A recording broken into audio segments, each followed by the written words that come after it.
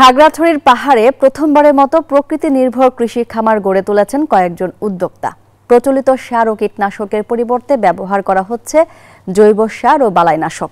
প্রকৃতির ভারসাম্য রক্ষা ও নিরাপদ কৃষি পণ্য উৎপাদনে এই ধরনের উদ্যোগ জরুরি বলে মনে করছে কৃষি বিভাগ। মোহাম্মদ জহুরুল আলমের পাঠানো তথ্যচিত্রে ডেস্ক রিপোর্ট।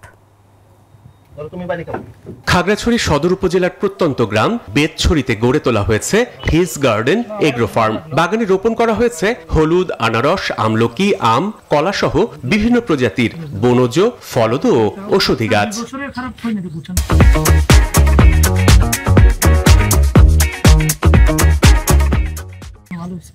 তবে প্রচলিত রাসায়নিক সার ও কীটনাশকের পরিবর্তে ব্যবহার করা হয় প্রাকৃতিক বলাইনাশক। সারের পরিবর্তে ব্যবহার করা হয় গোবর। জৈব বালাইনাশক তৈরি করে আমরা গাছে পোকামাকড় মারার জন্য আমরা গাছে নিজেই তৈরি করে থাকি। ফল ফুলের গাছ, ওষুধ পানির গাছ, এগুলো আমরা লাগাইতেছি। গাছের গুঁড়া মারসেন করে ওই জঙ্গল গুনা গাছের গুঁড়ায় দিই। মানুষের জন্য নিরাপদ কৃষি গড়ে তোলার পাশাপাশি পরিবেশ ও প্রকৃতি রক্ষায় এমন উদ্যোগ বলে জানান উদ্যোক্তারা। রাসায়নিক সার এবং প্রচুর পরিমাণে কীটনাশক নির্ভর যে কৃষি, এটার বাইরে বের হয়ে আমরা আসলে প্রকৃতি নির্ভর, প্রকৃতি বান্ধব, পরিবেশ বান্ধব কৃষির আমরা আসলে কাজ করছি। ফল গাছ আমরা লাগিয়েছি, পাশাপাশি বিভিন্ন ধরনের পাহাড়ি গাছপালা কিন্তু আমরা সংরক্ষণ করছি।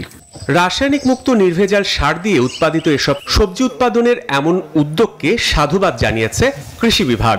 একটা প্রকল্প আমাদের আছে পার্টনার, তার আলোকে আমরা কিন্তু কৃষকদেরকে organic vegetables, organic production, fruits এই ব্যাপারে কিন্তু আমরা তাদের উৎসাহিত করতেছি। প্রশংসনীয় উদ্যোগ এবং আমি মনে করি তার এই উদ্যোগটা আস্তে আস্তে সকলের কাছে ছড়িয়ে যাবে। প্রাথমিকভাবে 5 একর আয়তনের পাহাড়ে প্রায় শতাধিক প্রজাতির ফলদ, বনজ ও ঔষধি গাছ ও বিভিন্ন প্রজাতির শাকসবজি রোপণ করা হয়েছে এই খামারে।